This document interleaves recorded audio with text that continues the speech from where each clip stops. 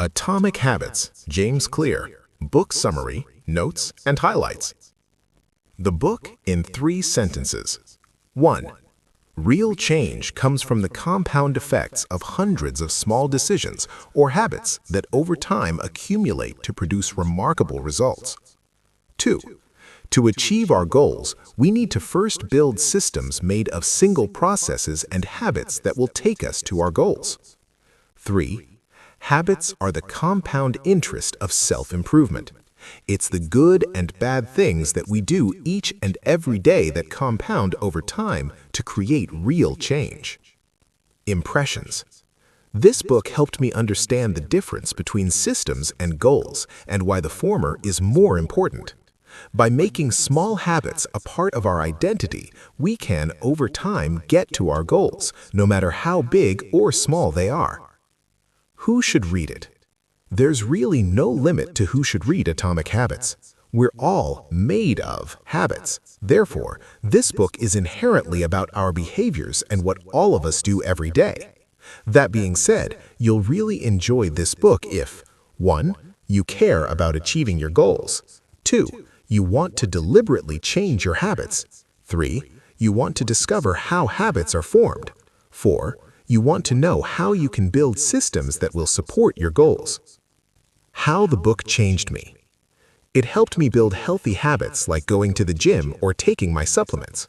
From now on, whenever I seek to change my behavior, I look inwards trying to change my identity first instead of starting with the desired outcome.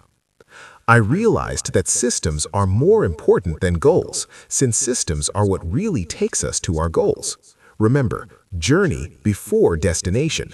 Systems are like the journey and the goals are our destinations. I definitely notice much more of what I do each day. Every little thing, good or bad, becomes a habit over time that will compound and work for or against us depending on whether it's positive or negative. My top 3 quotes. Success is the product of daily habits, not once-in-a-lifetime transformations. Time magnifies the margin between success and failure. It will multiply whatever you feed it. Good habits make time your ally. Bad habits make time your enemy. Goals are about the results you want to achieve. Systems are about the processes that lead to those results. Summary plus notes. What are habits? Habits are the compound interest of self-improvement.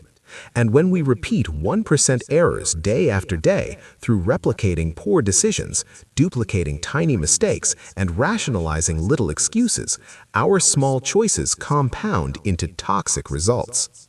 San Antonio Spurs, one of the most successful teams in NBA history, have a quote from social reformer Jacob Riis hanging in their locker room.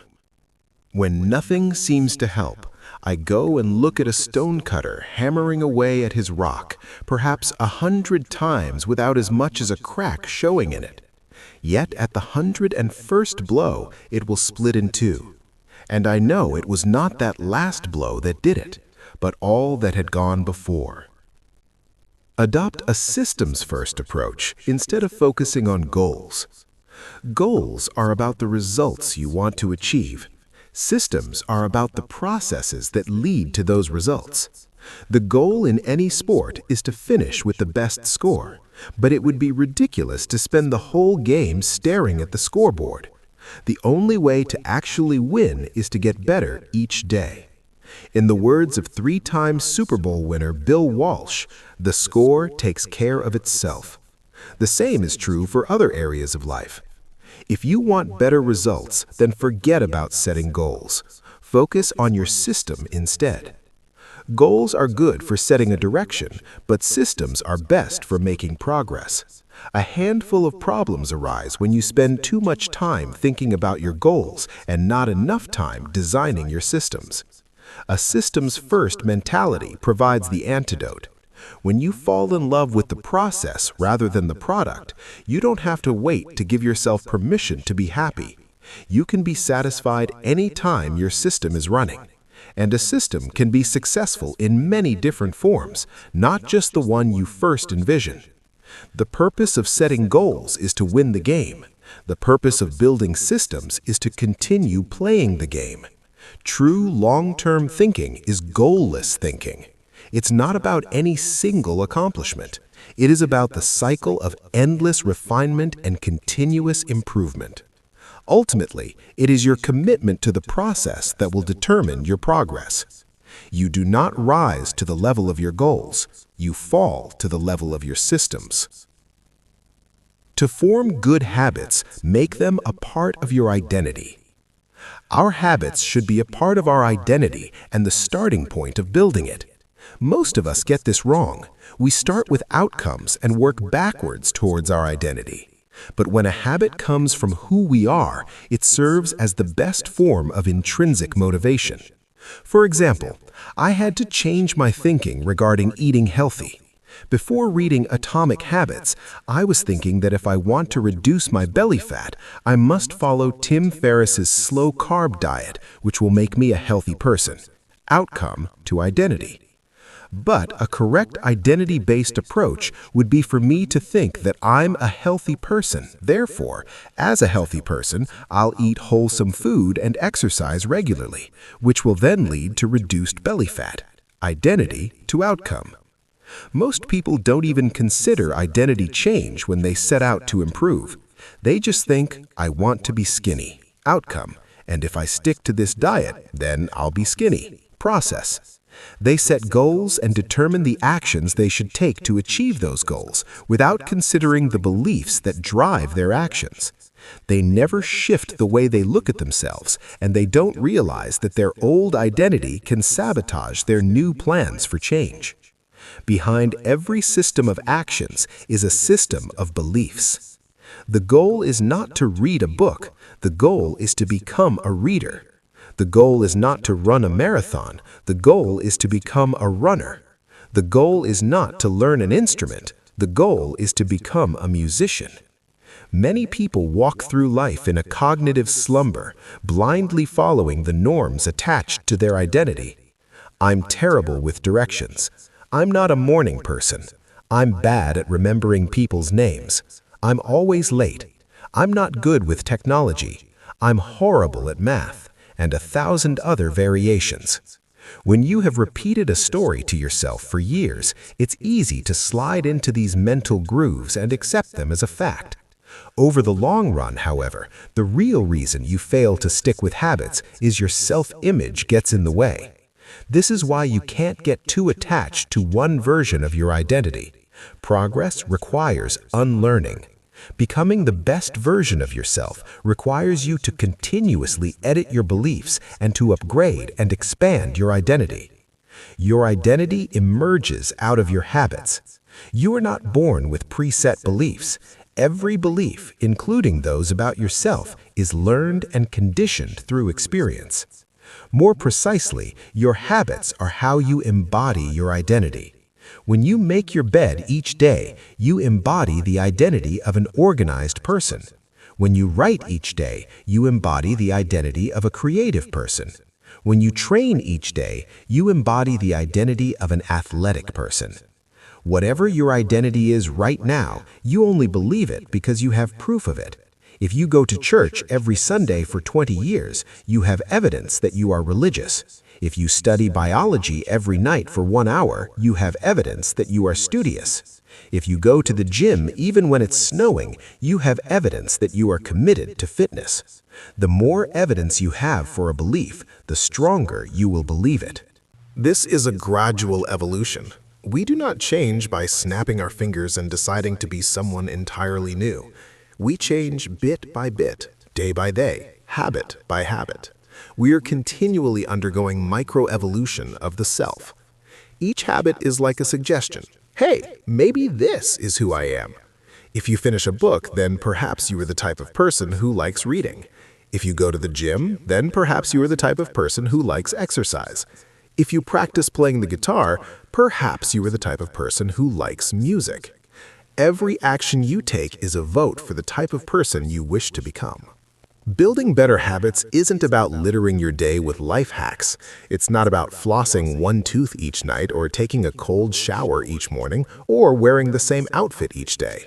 It's not about achieving external measures of success, like earning more money, losing weight, or reducing stress.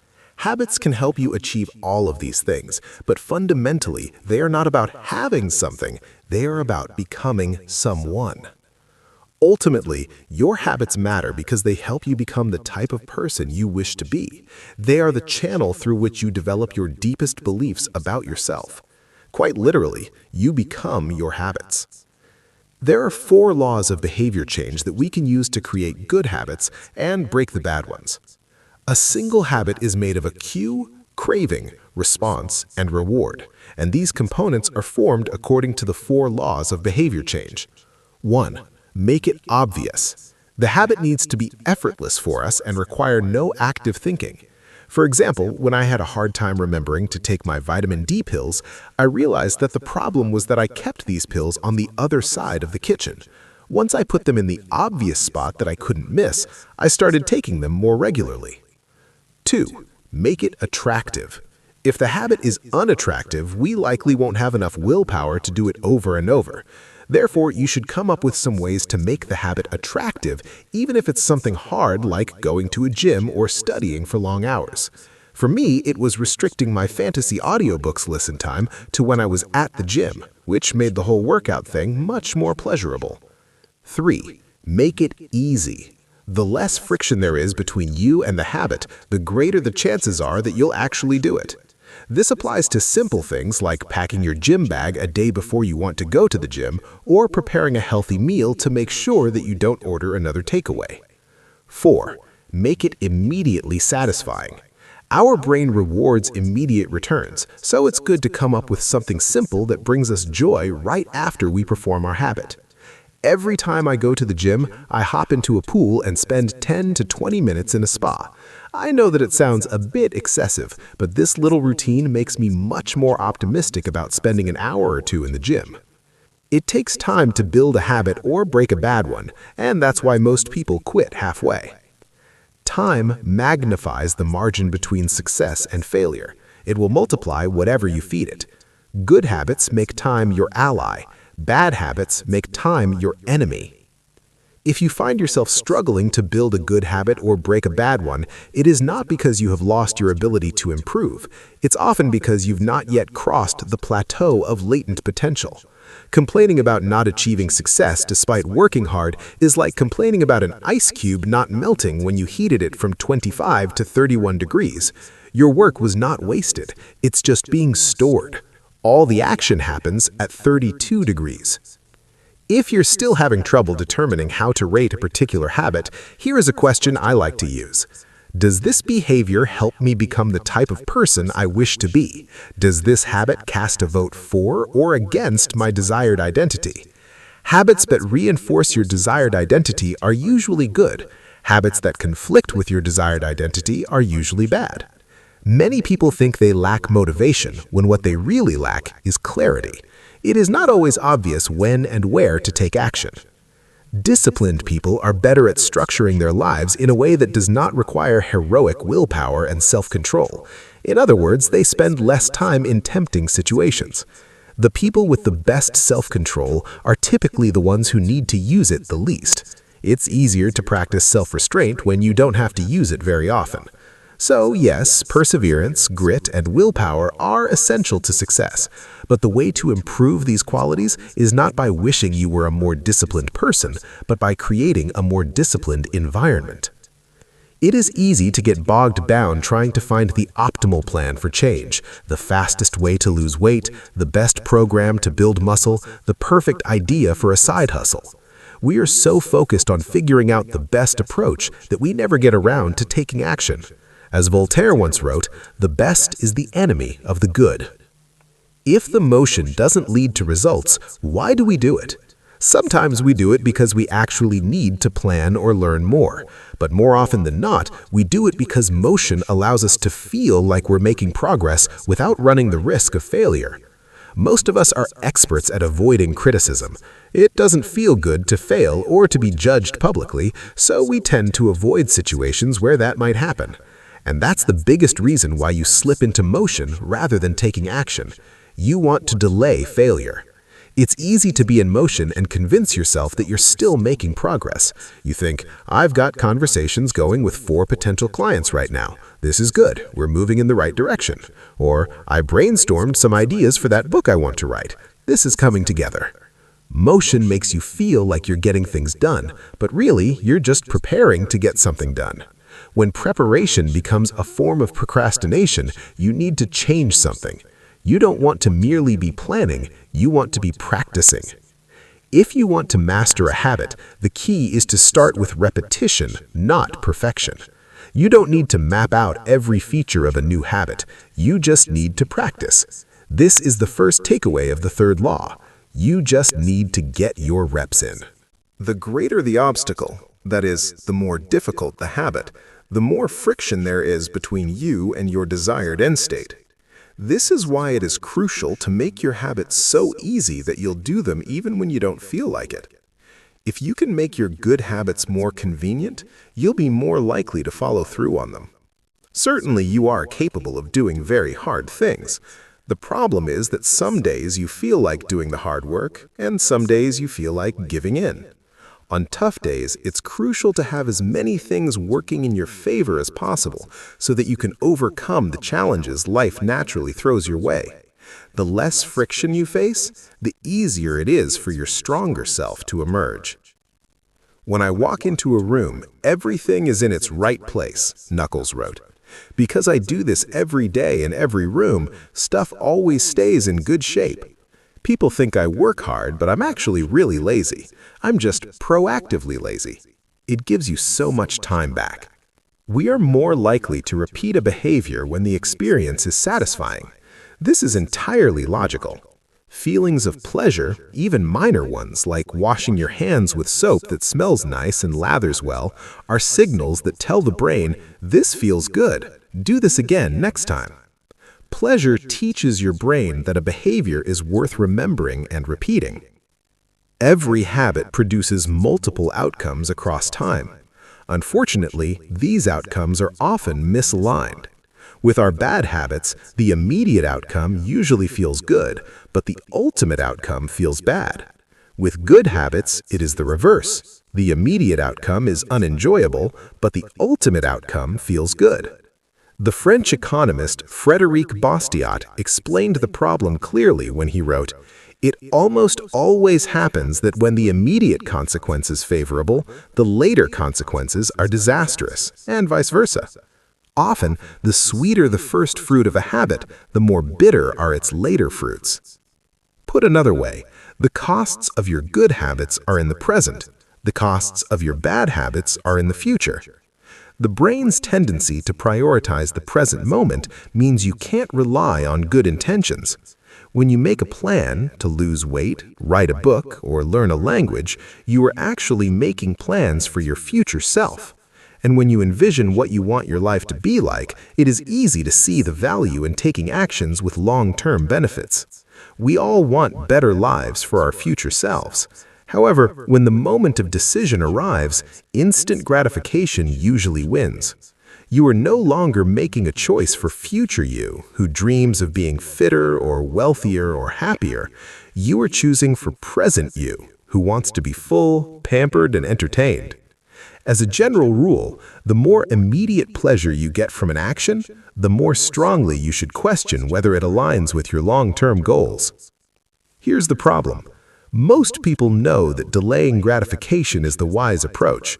They want the benefits of good habits, to be healthy, productive, at peace. But these outcomes are seldom top of mind at the decisive moment. Thankfully, it's possible to train yourself to delay gratification, but you need to work with the grain of human nature, not against it. The best way to do this is to add a little bit of immediate pleasure to the habits that pay off in the long run and a little bit of immediate pain to ones that don't. The vital thing in getting a habit to stick is to feel successful, even if it's in a small way. The feeling of success is a signal that your habit paid off and that the work was worth the effort. In a perfect world, the reward for a good habit is the habit itself. In the real world, good habits tend to feel worthwhile only after they have provided you with something. Early on, it's all sacrifice. You've gone to the gym a few times, but you're not stronger or fitter or faster, at least not in any noticeable sense. It's only months later, once you shed a few pounds or your arms gain some definition, that it becomes easier to exercise for its own sake. In the beginning, you need a reason to stay on track. This is why immediate rewards are essential. They keep you excited while the delayed rewards accumulate in the background.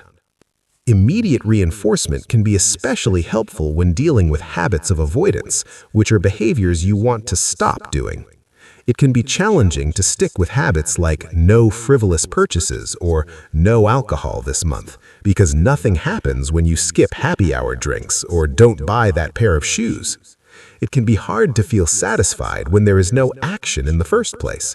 All you're doing is resisting temptation, and there isn't much satisfying about that. One solution is to turn the situation on its head. You want to make avoidance visible. Open a savings account and label it for something you want, maybe leather jacket.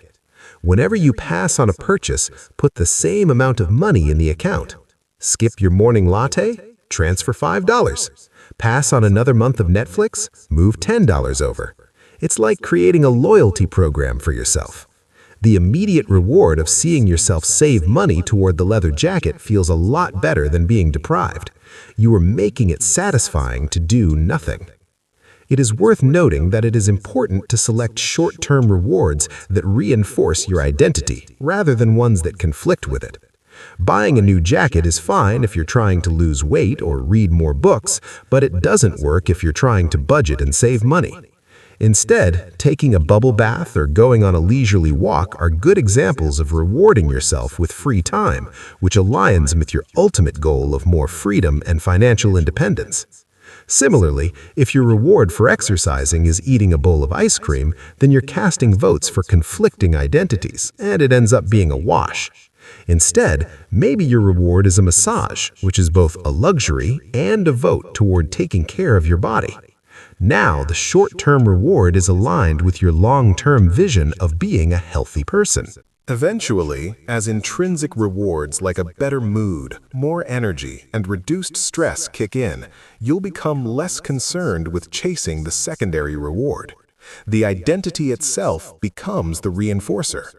You do it because it's who you are, and it feels good to be you. The more a habit becomes part of your life, the less you need outside encouragement to follow through. Incentives can start a habit. Identity sustains a habit. In summary, a habit needs to be enjoyable for it to last.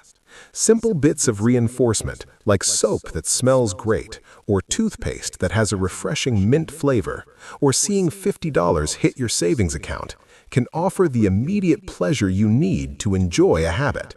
And change is easy when it is enjoyable. Don't break the chain is a powerful mantra. Don't break the chain of sales calls and you'll build a successful book of business. Don't break the chain of workouts and you'll get fit faster than you'd expect. Don't break the chain of creating every day and you will end up with an impressive portfolio. The first mistake is never the one that ruins you.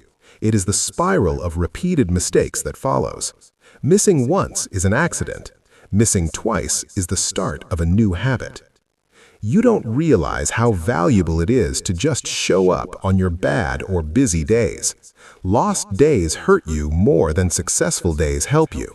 If you start with $100, then a 50% gain will take you to $150, but you only need a 33% loss to take you back to $100. In other words, avoiding a 33% loss is just as valuable as achieving a 50% gain. As Charlie Munger says, the first rule of compounding: never interrupt it unnecessarily. This is why the bad workouts are often the most important ones. Sluggish days and bad workouts maintain the compound gains you accrued from previous good days. Simply doing something, 10 squats, 5 sprints, a push-up, anything really, is huge. Don't put up a zero. Don't let losses eat into your compounding. Furthermore, it's not always about what happens during the workout. It's about being the type of person who doesn't miss workouts. It's easy to train when you feel good, but it's crucial to show up when you don't feel like it, even if you do less than you hope. Going to the gym for 5 minutes may not improve your performance, but it reaffirms your identity. The secret to maximizing your odds of success is to choose the right field of competition. This is just as true with habit change as it is with sports and business. Habits are easier to perform and more satisfying to stick with when they align with your natural inclinations and abilities.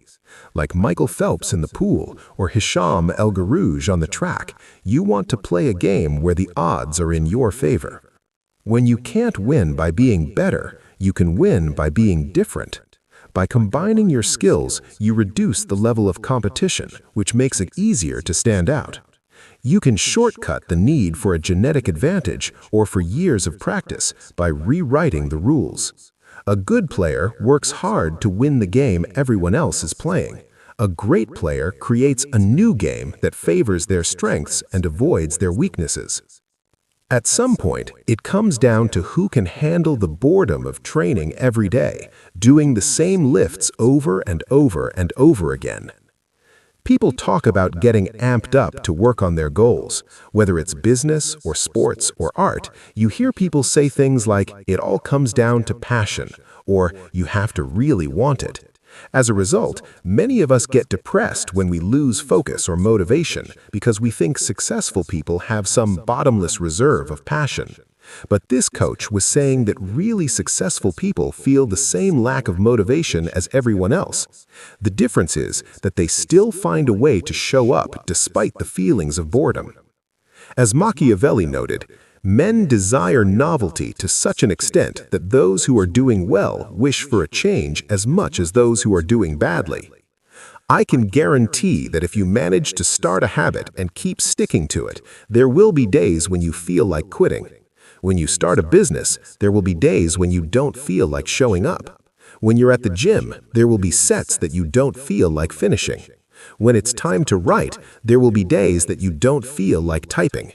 But stepping up when it's annoying or painful or draining to do so, that's what makes the difference between a professional and an amateur. Professionals stick to the schedule. Amateurs let life get in the way. Professionals know what is important to them and work towards it with purpose. Amateurs get pulled off course by the urgencies of life. David Kane, an author and meditation teacher, encourages his students to avoid being fair-weather meditators. Similarly, you don't want to be a fair-weather athlete or a fair-weather writer or a fair-weather anything. When a habit is truly important to you, you have to be willing to stick to it in any mood. Professionals take action even when the mood isn't right. They might not enjoy it, but they find a way to put the reps in. There have been a lot of sets that I haven't felt like finishing, but I've never regretted doing the workout. There have been a lot of articles I haven't felt like writing, but I've never regretted publishing on schedule. There have been a lot of days I've felt like relaxing, but I've never regretted showing up and working on something that was important to me.